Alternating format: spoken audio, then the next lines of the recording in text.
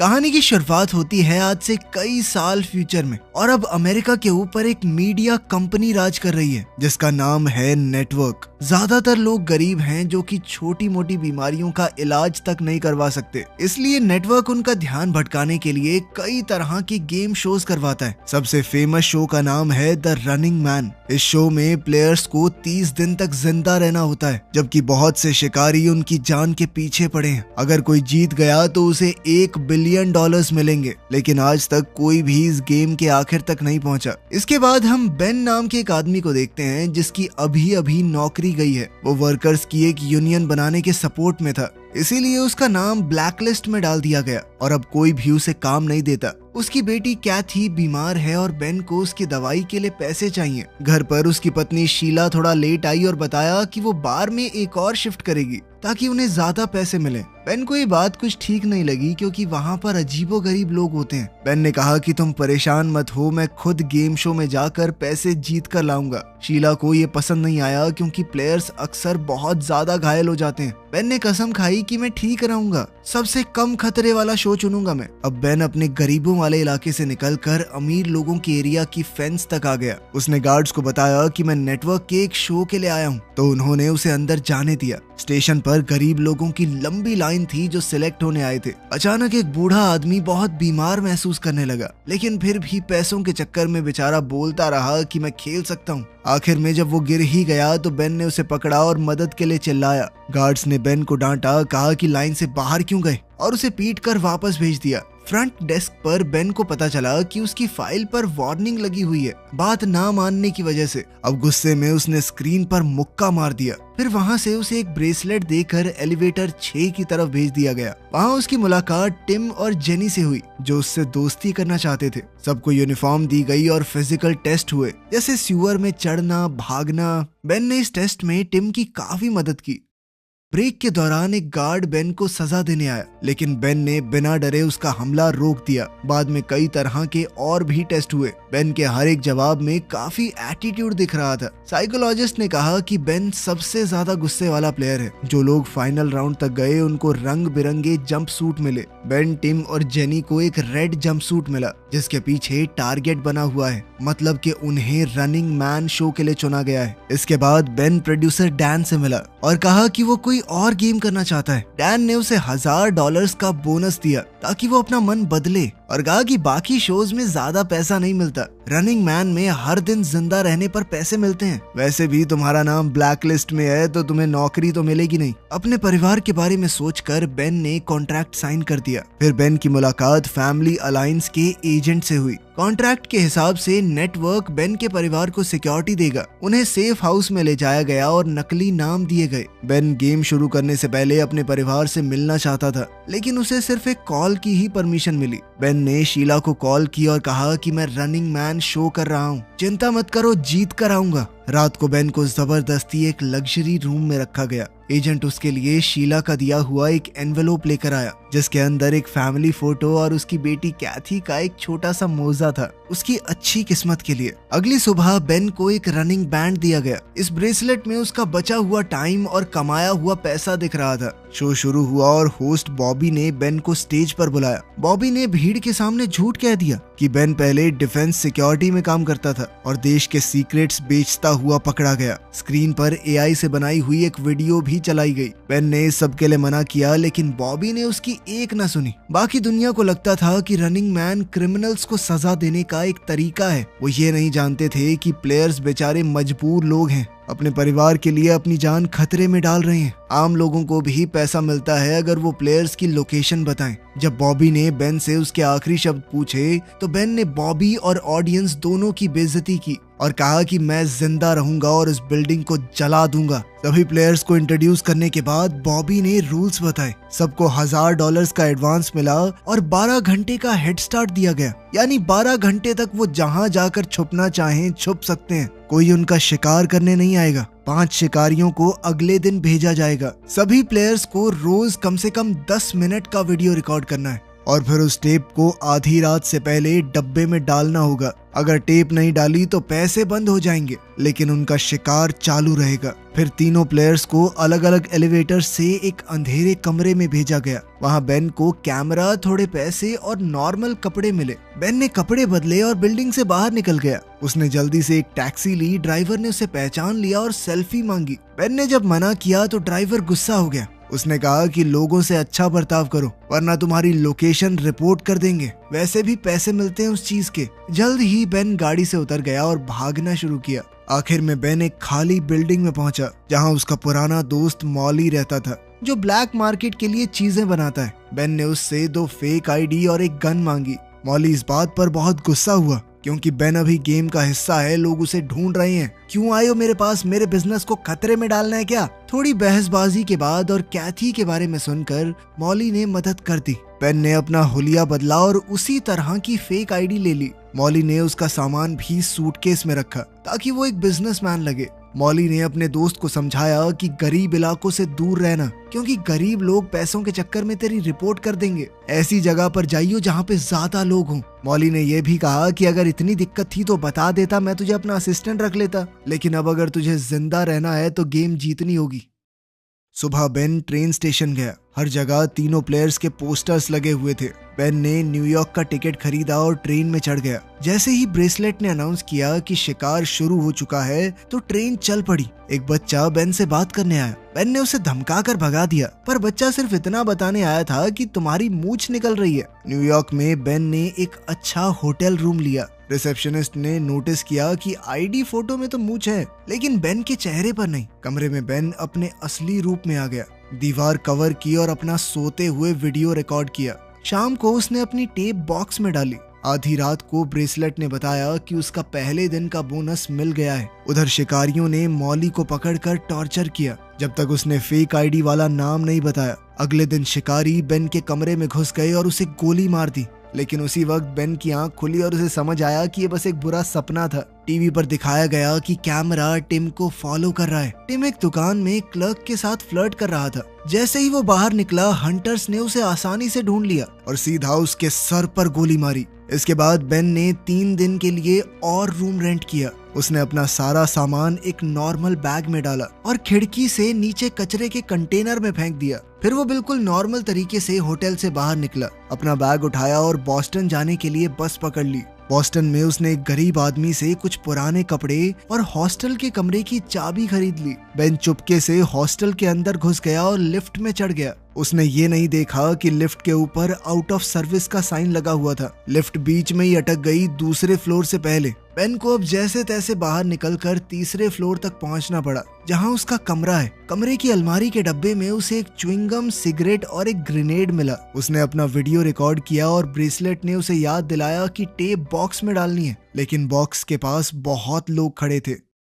Ben नहाने के लिए तैयार हुआ और कॉमन बाथरूम की तरफ गया। बॉक्स के बारे में सोचते हुए अचानक से उसे याद आया कि बाहर खड़े लोगों में से एक चेहरा जाना पहचाना सा है। वो एक शिकारी है और अब सारे शिकारी ऊपर आ रहे हैं। किसी ने बाथरूम का दरवाजा खोल दिया और बेन छुप गया। अब वो शिकारी तीसरे फ्लोर पर पहुंचा और कमरे चेक करने लगा। शिकारी के जाते ही बेन बाथरूम में घुस गया और उसने कोशिश की कि खिड़की से देखे बाहर चल क्या रहा है, लेकिन खिड़की बंद थी। अपने बैग के बिना यहाँ से निकलना मुमकिन नहीं है। बेन ने दीवार से एक लोहे की रॉड खींचकर निकाली और जल्दी से शीशा तोड़ दिया। उसने गम की मदद से शीशे के टुकड़े रॉड पर चिपका दिए। अब कॉरिडोर में बेन शीशे की मदद से शिकारियों की पोजीशन चेक करता हुआ जा रहा था। अब शिकारी उसके कमरे में जाने ही वाले थे, लेकिन बेन चुपके से सीढ़ियों पर चढ़ गया और जोर से चिल्लाया, अरे वो टीवी शो वाला बंदा दूसरे फ्लोर पे भागा है, कोई पकड़ो उसे। और वो खुद नीचे जाने की बजाय ऊपर भागा और छत पर पहुंच गया। वहां से वो चमकते हुए साइन की केबल पकड़कर नीचे उतरने लगा। वो अपने कमरे तक पहुंचा और खिड़की तोड़कर अंदर घुस गया। खिड़की टूटने की आवाज सुनते ही शिकारी भी वापस आ गए। बेन ने जल्दी से कपड़े पहने और अपना सामान उठाया। जैसे ही बाहर खड़े शिकारी दरवाजे पर गोली चलाने लगे, बेन खिड़की से कूद गया और दूसरी केबल पकड़ ली। साइन अचानक झुकने लगा। तभी बेन ने देखा कि नीचे एक शिकारी उसके गिरने का इंतजार कर रहा है। बेन के पास अब कोई रास्ता नहीं है, इसीलिए वो पास के एक कमरे की खिड़की तोड़कर अंदर घुस गया। नेटवर्क का ड्रोन अभी भी उसे फॉलो कर रहा था। बेन ने कॉरिडोर में भागना शुरू कर दिया और शिकारी उस पर गोली चला रहे थे। जल्द ही बेन लिफ्ट तक पहुंचा, ड्रोन को पकड़ा और लिफ्ट के कंट्रोल पैनल पर जोर से दे मारा। रिकॉर्डिंग बंद हो गई और लिफ्ट दोबारा काम करने लगी। लॉबी में एक शिकारी ने उस पर हमला कर दिया। बेन ने तुरंत ग्रेनेड उठाया और छत के होल से ऊपर फेंक दिया। इससे जबरदस्त धमाका हुआ और लिफ्ट सीधा बेसमेंट में गिर गई। अब बेन के पास सिर्फ एक माचिस बची है। ज्यादा रोशनी के लिए उसने एक मैगजीन जला दी। चलते चलते गलती से एक रस्सी जल गई और आग और ज्यादा फैल गई। अब शिकारी कॉरिडोर में थे, इसलिए बेन ने फर्नीचर खींचकर दरवाजा ब्लॉक कर दिया और चूहों के पीछे सीवर में चला गया। अब शिकारियों ने अंधाधुंध गोलियां चलाई और एक गैस पाइप पर लग गई, जिसके बाद बेसमेंट में जबरदस्त धमाका हुआ। आग टनल में भी आ गई, इसलिए बेन को सीवर के पानी में कूदना पड़ा। पूरी बिल्डिंग ब्लास्ट में उड़ गई। बेन जब सड़क पर निकला तो उसे स्टेसी नाम का लड़का मिला। बेन ने उसे धमकी दी कि अगर किसी को बताया तो तू बचेगा नहीं, पर स्टेसी ने कहा कि मैं तो तुम्हारी मदद करना चाहता हूँ। बेन ने ब्रेसलेट चेक किया तो उसे पता चला कि ब्लास्ट में बहुत सारे लोग मरे हैं, जिस वजह से उसे पैसा भी बहुत सारा मिला है। थोड़ी देर बाद स्टेसी अपने भाई ब्रैड के साथ वापस आया। ब्रैड बेन को अपने घर ले गया और खाना खिलाया। ब्रैड के घर में भी एक बीमार बच्चा है, पर उसने मदद के बदले पैसे लेने से मना कर दिया क्योंकि वो नेटवर्क के खिलाफ था। उनके पैसे नहीं चाहिए थे उसे। ब्रैड ने बेन को अपना सीक्रेट वीडियो रूम दिखाया, जहां वो रनिंग मैन के एपिसोड्स का एनालिसिस रिकॉर्ड करके ऑनलाइन डालता है। जो प्लेयर्स पकड़े जाते हैं वो सब पब्लिक में दिखते हैं, इसीलिए सबसे जरूरी है बिल्कुल छुपे रहना। ब्रैड चाहता है कि बेन उसके साथ छुप कर रहे और आखिरी दिन का प्लान बनाए ताकि वो जीत सके। अगली सुबह बेन को उस इलाके में होने वाली बुरी चीजों के बारे में पता चला, जिनके बारे में सरकार कुछ नहीं कर रही, बस उन्हें छुपा रही है। गुस्से में बेन ने एक वीडियो बनाई और लोगों को बताया कि सरकार उनके बच्चों को मार रही है। जो सत्ता में बैठे हैं किसी की चिंता नहीं है उनको। बाद में शो के दौरान बॉबी कुछ बच्चों के साथ है और उसने बताया कि ब्लास्ट में मरने वालों के ये अनाथ बच्चे हैं। उसने बेन की टेप को इस तरह एडिट करके चलाया मानो बेन इन बच्चों का मजाक उड़ा रहा हो। बेन ने समझाने की कोशिश की कि ये सब नकली है, लेकिन ब्रैड की माँ को बहुत गुस्सा आ गया और उसने बेन को घर से निकाल दिया बिना उसकी बात सुने। ब्रैड और स्टेसी फिर भी बेन की मदद करना चाहते हैं। वो उसे गाड़ी की डिग्गी में छुपा कर ले गए। सब कुछ नॉर्मल चल रहा था, लेकिन तभी अचानक से डिग्गी पर गोली लगी क्योंकि 2 बाइक्स उनका पीछा कर रही थी। बेन ने ट्रंक खोलकर एक औजार बाइकर के चेहरे पर फेंका, जो कि वहीं गिर पड़ा। दूसरे बाइकर्स अभी भी गोली चला रहे थे। बेन फिर से ट्रंक में छुप गया और ब्रैड ने गाड़ी रोक दी। बाइकर्स टाइम पर नहीं रुक पाए और गाड़ी से टकरा गए। अब ब्रैड ने गाड़ी चलाकर दोनों को कुचल दिया। इसके बाद ब्रैड ने बेन को शहर के बाहर छोड़ दिया, साथ ही उसे एक बंदूक और अपने दोस्त एल्टॉन का एड्रेस दिया। थोड़े ट्रेन के सफर के बाद बेन अब एक और होटल में छुपा है और उसने टीवी पर अपनी नई टेप देखी। उसे पता है कि नेटवर्क वैसे भी सब कुछ एडिट कर देगा, इसीलिए उसने सिर्फ किताब पढ़ते हुए अपनी वीडियो बनाई। बॉबी ने जेनी की टेप भी दिखाई, जिसमें वो क्लब में पार्टी करती हुई दिखाई दी। अपना भेस बदल कर बेन आज की टेप को बॉक्स में डालने गया, लेकिन वहाँ पर मेल मैन खड़ा था जो उस पर शक करने लगा। उसने बेन के चेहरे के पास आकर बात करने के बहाने वीडियो रिकॉर्ड कर लिया। बेन उस पर झपट पड़ा और हमला कर दिया। फिर टेप जल्दी से बक्से में डालकर बेन भाग गया, लेकिन अभी भी एक गाड़ी उसका पीछा कर रही थी। बेन ने जंगल से भागते हुए फेंस पार की और जल्दी से चलती हुई ट्रेन में चढ़ गया। मेलमैन ने गोली चलाई, लेकिन बेन किसी तरह बच गया। कुछ देर बाद हम बेन को एक लंगड़े आदमी का नाटक करते हुए देखते हैं। वो लंगड़ा कर सड़क पर शो देख रहे लोगों के ग्रुप में खड़ा हो गया। उधर जेनी एक कसीनो में पकड़ी गई। वो कार से भागने वाली थी, लेकिन 2 लोगों ने उसकी गाड़ी में आग लगा दी और वो मर गई। कुछ देर बाद बेन आखिरकार एल्टॉन से मिला। एल्टॉन अपनी माँ के साथ रहता है। उसने बताया कि माँ की दिमागी हालत ठीक नहीं है, इसीलिए उनके ऊपर ज्यादा ध्यान मत देना। एल्टॉन बेन को अपने खुफिया कमरे में ले गया, जहां उसने नेटवर्क के खिलाफ पैम्फलेट प्रिंट किए। उसके पापा पुलिस में थे, पर सिस्टम के खिलाफ बोलने पर उनके ही लोगों ने उन्हें मार दिया। तब से एल्टॉन भी एक बागी बन गया। उसने बेन को बताया कि पूरे देश के स्ट्रीट लैंप्स में स्कैनर्स लगे हुए हैं जो डीएनए के छोटे से छोटे निशान को भी पहचान लेते हैं, इसलिए बेन को जमीन के नीचे छुपना चाहिए। उसके पिता ने कोल्ड वॉर के समय एक बंकर बनाया था, तो एल्टॉन चाहता है कि बेन वहां पर छुप जाए और गेम जीत ले। फिर जब तुम जीत कर सुर्खियां बटोरोगे तो अपने साथ हमारा रेबल न्यूज लेटर प्रिंट करना, ताकि लोगों तक हमारी बात पहुंच सके। बेन ने रात खुफिया कमरे में गुजारी और अपनी टेप रिकॉर्ड की। सुबह जब वो टेप डिलीवर करने गया तो एल्टॉन की माँ ने उसे देख लिया। उसने तुरंत बेन को पहचान लिया और रिपोर्ट करने की कोशिश की, लेकिन एल्टॉन ने उन्हें रोक दिया। लेकिन फिर उसे लगा कि ये उसके पिता का बदला लेने का मौका है, इसीलिए उसने खुद पुलिस को इन्फॉर्म कर दिया। थोड़ी देर में पूरे घर को पुलिस ने घेर लिया और हर तरफ दीवारों से गोलियां चलने लगी। माँ पुलिस को बताने की कोशिश कर रही थी कि बेन और एल्टॉन कहाँ हैं, लेकिन एल्टॉन ने अपनी माँ को कमरे में बंद कर दिया और साथ ही उसने अपने सारे ट्रैप्स एक्टिवेट कर दिए। जब पुलिस अंदर घुस गई, एल्टॉन ने फर्श पर पड़े इलेक्ट्रिक वायर्स पर पानी छोड़ दिया, जिससे कुछ पुलिस वालों को बहुत तगड़ा करंट लगा। फिर एल्टॉन और बेन सीक्रेट कमरे की दीवार तोड़कर भाग गए। जब पुलिस ने उनका पीछा किया तो एल्टॉन के बिछाए हुए जाल की वजह से पुलिस वालों के ऊपर कुछ केमिकल्स फेंक दिए गए और साथ ही आग लग गई। सीढ़ियों पर एक और जाल बिछा हुआ था, जिससे लकड़ी टूट गई और पुलिस वाले नीचे गिरने लगे। फिर एल्टॉन बेन को बाथरूम ले गया और दोनों शावर के अंदर लगे हुए पोल से स्लाइड करके नीचे आ गए। अगले कमरे में एल्टॉन ने फर्श पर एक सीक्रेट दरवाजा दिखाया और दोनों जल्दी से एक टनल में नीचे उतरे, लेकिन वहाँ एक शिकारी पहले से मौजूद था और उसने एल्टॉन को चाकू मार दिया। फिर वो बेन पर हमला करने लगा। लड़ाई हुई और बेन के हाथ पर कट लग गया, लेकिन उसने दुश्मन से हथियार छीन लिया। एल्टॉन ने चाकू पकड़कर शिकारी के पैर पर वार किया, जिससे वो गिर पड़ा। तब शिकारी को डैन का कॉल आया, जो बेन से बात करना चाहता है। बेन ने पूछा कि तुम्हारे पास इतनी टेक्नोलॉजी है तो पूरा शो फेक क्यों नहीं कर देते। डैन ने बताया कि तुझे क्या लगता है, हमने कोशिश नहीं की, लेकिन कंप्यूटर से बने लोग असली लोगों जितने एंटरटेनिंग नहीं होते, उनकी अलग अलग पर्सनैलिटी नहीं होती। फिर डैन ने बेन से कहा कि शिकारी को मार दे ताकि ड्रोन उसे रिकॉर्ड करे और रेटिंग बढ़े। बेन ने इस बात से मना कर दिया और सीधा ड्रोन को ही गोली मार दी।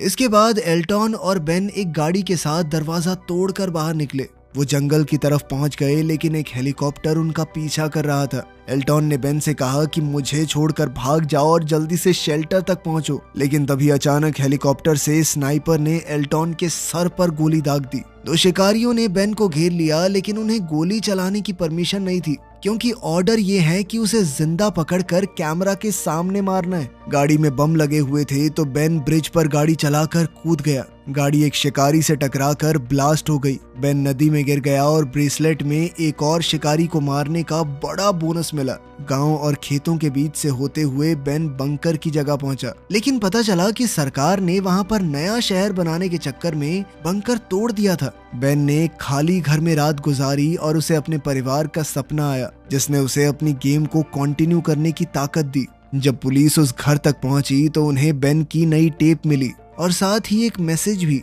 कि इसे मेल कर देना। सड़क पर बेन ने जो पहली गाड़ी देखी उसका शीशा तोड़कर वो अंदर घुस गया। उसने ड्राइविंग सीट पर बैठी एमिलिया नाम की लड़की को धमकी दी कि जल्दी से गाड़ी चलाओ। वहीं ड्रोन्स और पुलिस उनका पीछा कर रहे थे। बहुत सी गाड़ियों से बचने के बाद एमिलिया अचानक से उल्टे रोड पर मुड़ गई, जिससे वो थोड़ी देर के लिए बच गए। सफर के दौरान एमिलिया बेन को गालियां दे रही थी, एक नंबर के घटिया आदमी हो तुम। लेकिन फिर बेन ने उसे अपने परिवार की फोटो दिखाई और बताया कि कैसे नेटवर्क फेक वीडियोस का इस्तेमाल करता है हमारी सच्चाई छुपाने के लिए। अचानक से गाड़ी का एआई हैक हो गया और वो साइड में लग गई। दो शिकारी अपने ट्रक में बेन को पकड़ने के लिए आए, लेकिन एक ड्रोन ने उन पर फायरिंग की और उनका ट्रक भी ब्लास्ट हो गया। इसका मतलब था कि डैन बेन को जिंदा रखना चाहता है ताकि शो और ज्यादा दिलचस्प हो जाए। टीवी पर एक फेक वीडियो दिखाया गया जिसमें एमिलिया मदद के लिए चिल्ला रही है। अब एमिलिया बेन की बात समझ गई। दोनों आगे बढ़े और सड़क के किनारे लोग उनका सपोर्ट करते हुए दिखे। आखिर में उन्हें रोड ब्लॉक मिला जहां शिकारी लीडर खड़ा था। बहुत से ड्रोन्स रिकॉर्ड कर रहे थे तो बेन ने ऐसा नाटक किया कि मेरे पास बम है और वो नेशनल टीवी पर सभी सिविलियंस को मार देगा। उसने प्लेन और 2 पैराशूट मांगे और वहीं शिकारी को डील मान लेने का ऑर्डर मिला। एयरपोर्ट पर बेन ने एमिलिया से कहा कि तुम चाहो तो जा सकती हो, लेकिन एमिलिया ने मना कर दिया क्योंकि वो सच देख चुकी है। प्लेन में बेन ने शिकारियों के लीडर से मास्क हटाने को कहा। उसने एक बार को तो मना कर दिया, लेकिन जब डैन ने ऑर्डर दिए तो उसे मास्क हटाना पड़ा और कैमरा ने इवान के चेहरे को रिकॉर्ड किया। बेन समझ गया था कि ये पायलट्स भी आम तो नहीं होंगे, ये भी उसे मारना ही चाहते हैं। उसने कहा कि इस प्लेन को कनाडा ले चलो वरना उड़ा दूंगा इस प्लेन को। फ्लाइट के दौरान बेन ने इवान को बहुत सी बुरी भली चीजें कही कि तुम मासूम लोगों को मारते हो, शर्म नहीं आती तुम्हें। दोनों लड़ने वाले थे तभी एमिलिया बम के डर का ड्रामा करने लगी। तब स्क्रीन पर डैन आया और बताया कि प्लेन स्कैन हो चुका है, कोई बॉम्ब नहीं है, हमें पता है। अब इवान बेन पर गोली चलाने ही वाला था, लेकिन तभी पायलट्स ने उस पर बंदूक तान दी। डैन ने इवान को डांटा क्योंकि वो बेन को एक बढ़िया तरीके से मारना चाहता है। फिर डैन ने अकेले में बेन को एक डील दी, अगर बेन इवान और सभी पायलट्स को मार दे तो वो नया शिकारी बन सकता है और हर साल उसे करोड़ों रुपए मिलेंगे। लेकिन बेन ने मना कर दिया। तब डैन ने उसे एक वीडियो दिखाई जिसमें उसकी पत्नी शीला और बेटी कैथी को शिकारियों ने मार दिया था। ये देखकर बेन पागल सा हो गया। वो चीख पड़ा और गुस्से में लैपटॉप तोड़ दिया। एमिलिया ने अपनी स्क्रीन ऑन की और देखा कि बॉबी बेन के परिवार की क्लिप दिखा रहा है। वो बोल रहा था कि शिकारियों ने उससे चिढ़कर सारे रूल तोड़ दिए, उसके परिवार को मार दिया। अब पूरी ऑडियंस बेन के साथ थी। एक पायलट ने ये समझकर बंदूक उठाई, लेकिन बेन ने पहले ही उसे गोली मार दी और उसे शील्ड की तरह इस्तेमाल किया जब दूसरा पायलट उस पर गोलियां चला रहा था। लड़ाई छिड़ गई और अब बेन पागलों की तरह सबको मारने लगा। इस सब में प्लेन भी थोड़ा आउट ऑफ कंट्रोल हो गया और नीचे गिरने लगा। बहुत कोशिशों के बाद बेन ने बंदूक वापस ली और शिकारी के सर में गोली दाग दी। नेटवर्क वालों ने प्लेन का कंट्रोल भी अपने हाथ में ले लिया और वो फिर से सीधा उड़ने लगा। बाद में बेन ने इवान को ढूंढा जो एक हैच में छुपा हुआ था। उसने भी अचानक से हमला बोल दिया। दोबारा लड़ाई छिड़ गई। बेन ने गुस्से में इवान का सर एक शीशे पर दे मारा। इवान ने टूटे हुए शीशे का टुकड़ा लेकर बेन के पेट में मार दिया और बताया कि मैं भी पहले एक प्लेयर था, 29 दिन तक जिंदा रहा था, इसीलिए नेटवर्क ने मुझे डील दी कि शिकारी बन जाऊं। इवान ने बताया कि नेटवर्क जरूरत पड़ने पर तुम्हारे परिवार को टॉर्चर तक कर सकता है और जो भी फुटेज तुमने देखी है मुझे नहीं पता, वो सब नकली होगी। अब तक समझे नहीं हो क्या? अब इवान बेन को गोली मारने ही वाला था, तभी प्लेन अचानक से मुड़ गया, जिस वजह से गोली एक खिड़की में जा लगी और अब प्लेन तेजी से नीचे गिरने लगा। इवान ने फिर बेन को मारने की कोशिश की, लेकिन बेन समझ गया कि उसने पैराशूट चुरा लिया है। बेन ने हैंडल खींचा और पैराशूट खिड़की में अटक गया। इसी मौके का फायदा उठाकर बेन ने चाकू से इवान को मार दिया। इसके बाद बेन ने एमिलिया को एलियट का रिबेल न्यूज़लेटर से भरा हुआ बैग दिया और दरवाजा खोलकर उसे पैराशूट के साथ बाहर भेज दिया। ड्रोन ने एमिलिया का पीछा किया तो उसने ड्रोन को गाली दी और न्यूज़लेटर हवा में छोड़ दिए। टीवी पर डैन ने अनाउंस किया कि बेन नया शिकारी बन गया है। बेन ने कैमरा से बात की और ऑडियंस को बताया कि नेटवर्क सोसाइटी को कंट्रोल करता है, इसलिए असली जवाब ये होगा कि लोग देखना ही बंद कर दें और पावर में बैठे लोगों के खिलाफ लड़ाई छेड़ दो। तभी नेटवर्क ने सिग्नल काट दिया और डैन ने तुरंत एडिटिंग की जिसमें ऐसा लग रहा था कि बेन जानबूझकर प्लेन को लोगों के ऊपर गिराने वाला है। ऑडियंस ने देखा कि प्लेन स्टेशन के पास आया और अचानक आसमान में ब्लास्ट हो गया। कुछ समय बाद ब्रैड ने एपिसोड का एनालिसिस किया और बताया कि कहानी में बहुत सी गलतियां हैं, इसलिए जो दिखाया गया है वो सच नहीं होगा। लोग गुस्सा हो गए और प्लेन का ब्लैक बॉक्स निकाला, जिससे असली वीडियो ऑनलाइन लीक हो गई। बेन की स्पीच और एलियट के न्यूज़लेटर की वजह से सोसाइटी ने रेवोल्यूशन को सपोर्ट किया और अब लोग नेटवर्क के पीछे पड़ गए। ब्रैड ने ये भी देखा कि प्लेन में ऑटो इजेक्ट सीट मिसिंग है, इसीलिए हो सकता है कि बेन अभी भी जिंदा हो। तभी हम मार्केट में शीला और कैथी को देखते हैं जो बिल्कुल ठीक हैं और थोड़ा सामान खरीद रही हैं। बेन के कमाए पैसों से उनकी जिंदगी आरामदायक चल रही थी। बाहर निकलते ही दोनों चौंक गए जब बेन बाहर उनका इंतजार कर रहा था। उधर टीवी स्टेशन पर होस्ट बॉबी गुस्से भरी भीड़ से डर गया और उसने नौकरी छोड़ दी। डैन स्टेज पर गया तो लोगों ने उस पर बम फेंकने शुरू कर दिए। रेबेल्स ने बिल्डिंग पर कब्जा कर दिया और हर जगह तोड़ फोड़ होने लगी। प्रोड्यूसर डैन ने भागने की कोशिश की, लेकिन एक केबल में उलझकर गिर गया। आग के बीच से बेन बाहर आया और डैन के सीधा सर में गोली मारी, इस पूरे करप्ट सिस्टम को खत्म करने के लिए। वीडियो पसंद आई तो लाइक कर देना, चैनल को सब्सक्राइब कर लेना। मिलते हैं अगली वीडियो में।